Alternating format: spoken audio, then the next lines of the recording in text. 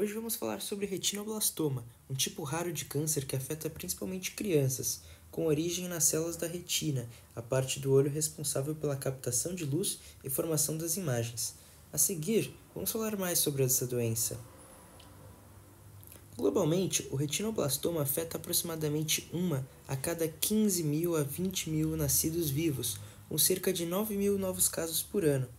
Essa patologia representa cerca de 3% de todos os cânceres infantis e é o tumor ocular mais comum na infância. Cerca de 70% dos casos são unilaterais, geralmente diagnosticados por volta dos 2 anos de idade, enquanto os 30% restantes são bilaterais, frequentemente associados à forma hereditária e identificados mais precocemente, por volta de 1 ano de idade. As taxas de sobrevivência variam bastante entre países, sendo altas em nações desenvolvidas e caindo em países de baixa e média renda, onde a detecção tardia e a falta de recursos limitam os resultados. Sobre o quadro clínico, pode-se acompanhar pela primeira figura que o quadro da leucocória é marcado por um reflexo esbranquiçado. Já na figura intermediária está o sintoma de estrabismo, no qual os olhos não olham para a mesma direção. E na terceira figura, outro sinal comum do retinoblastoma, que é o inchaço e a vermelhidão na área dos olhos. Existem dois tipos de retinoblastoma. O esporádico, que surge devido a uma mutação adquirida em uma célula somática da retina, sendo ela unilateral, e o hereditário, que ocorre devido a uma mutação germinativa no gene RB1. O padrão de herança do retinoblastoma é autossômico dominante, com alta penetrância, embora alguns casos apresentem penetrância incompleta.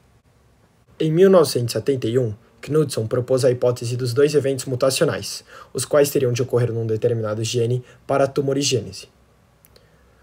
Em casos de tumores esporádicos, ambos os eventos são adquiridos nas células somáticas.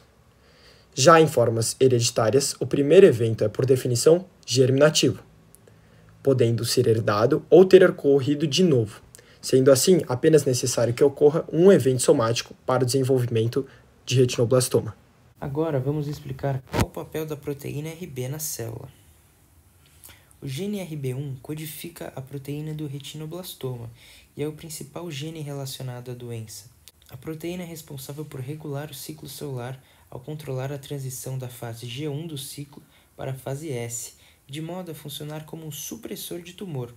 Ainda regula a atividade do complexo E2F-DP, inibindo o fator de transcrição E2F, que controla a expressão de genes necessários para a replicação do DNA e a divisão celular. O mecanismo molecular envolvido na tumorigênese do retinoblastoma se dá pela ausência de PRB, permitindo que o complexo E2F-DP permaneça ativo, resultando no desenvolvimento do tumor através de processos de desdiferenciação celular que promovem alterações metabólicas, iniciação tumoral, instabilidade genômica, proliferação tumoral e transição epitélio-mesenquimal. A seguir, confira a heterogeneidade de locus. Embora o RB1 seja o gene predominante, casos raros de retinoblastoma apresentam heterogeneidade de locus. Isso significa que mutações em genes diferentes podem gerar o mesmo fenótipo. Há raros casos de retinoblastoma associado à amplificação de outro gene, no qual o mecanismo celular é diferente, sendo um oncogene que promove a proliferação celular e está relacionado a um subtipo mais agressivo da doença. Como esse gene está raramente envolvido, nossa apresentação será focada apenas nos casos com mutação no gene RB. Em relação à penetrância do fenótipo, 90% dos indivíduos heterozigotos são acometidos pela doença, enquanto 10% serão assintomáticos. Já sobre a expressividade, um retinoblastoma bilateral confere uma maior gravidade da doença. Mutações em genes diferentes podem gerar o mesmo fenótipo, sendo ele o retinoblastoma. Como exemplo de mutações, podemos citar mutações nonsense, displicing, inserções e deleções pequenas, deleções e duplicações grandes e mutações missense. Aqui temos algumas alterações genéticas e suas informações mais relevantes. A patologia não possui preferência por gênero ou etnia, Porém, é considerável a maior evidência de casos de retinoblastoma em populações que possuem altas taxas de natalidade e subdesenvolvidas. No entanto, a frequência entre população pode variar devido ao tamanho da amostra, perfil dos indivíduos, efeito fundador e populações com alta taxa de consanguinidade. O aconselhamento genético é fundamental para famílias com histórico de retinoblastoma, pois permite identificar mutações no gene RB1, monitorar parentes próximos, estimar o risco para outros membros da família e decidir sobre intervenções preventivas ou diagnósticas. Aqui há um exemplo real desse aconselhamento genético.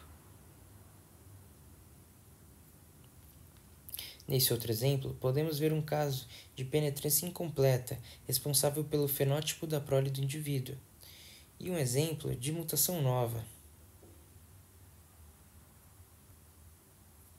O diagnóstico molecular do retinoblastoma apresenta peculiaridades e desafios devido à complexidade das mutações associadas ao gene RB1 e à natureza heterogênea da condição. É possível mencionar o NGS, o ACGH, o MLPA, o Sanger e o FISH. Devido à complexidade das mutações e natureza diversa, o NGS seguido do ACGH são os testes mais utilizados. Os exames diagnósticos são realizados para confirmar a presença do tumor, sendo o mapeamento de retina e o teste de reflexo vermelho os principais. O mapeamento de retina serve para avaliar o fundo do olho, ou seja, a retina, a mácula, a coroide, o disco óptico e os vasos retinianos. O teste de reflexo vermelho é feito em um aparelho chamado oftalmoscópio, que ilumina os olhos da criança em um ambiente com pouca luz. O reflexo vermelho alaranjado é normal, enquanto o reflexo esbranquiçado ou inexistente pode indicar uma alteração.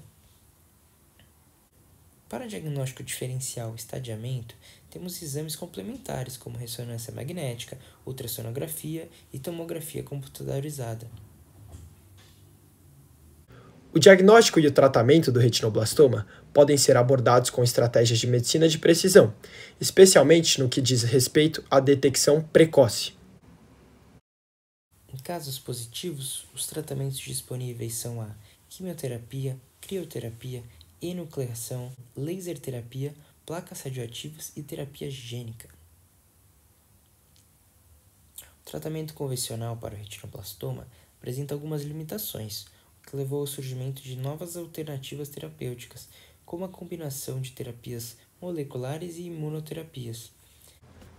Aqui temos um exemplo de estudo in vitro, que corrobora com a teoria dos dois eventos mutacionais de Knudson, que propõe que a inativação bialélica do gene RB1 é essencial para o desenvolvimento do retinoblastoma. Utilizando organoides da retina derivados de células-tronco pluripotentes induzidas a partir de células da urina, os autores buscaram fornecer evidências diretas para validar essa hipótese. Além disso, o trabalho explora o impacto da haploinsuficiência de RB1 no desenvolvimento retinal. Os pesquisadores introduziram mutação nas células através da técnica de CRISPR-Cas e produziram 3 tipos de organoides, um com ausência de mutações, outro com mutação em um dos alelos e um terceiro com mutações produzidas nos 2 alelos do gene RB1. Eles evidenciaram que a partir de 45 dias de cultura, a linhagem com dupla mutação começou a desenvolver tumores.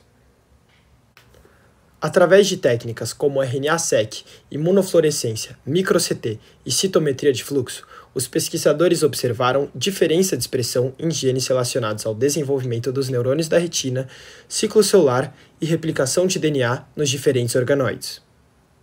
Assim, o estudo fornece evidências diretas e robustas para a teoria de 2 eventos mutacionais de Knudson, demonstrando que a inativação bialélica de RB1 é necessária para a formação do retinoblastoma. Adicionalmente, o modelo desenvolvido a partir de organoides retinais específicos de pacientes é uma ferramenta valiosa para entender a progressão tumoral e testar intervenções terapêuticas. A haploinsuficiência de RB1 afeta o desenvolvimento retinal, mas não é suficiente para causar tumorigenicidade. Adicionalmente, ele cria um modelo relevante para estudos pré-clínicos. Dessa forma, podemos concluir algumas questões. Bem, O retinoblastoma é uma neoplasia maligna pediátrica, com alta chance de cura quando diagnosticado precocemente.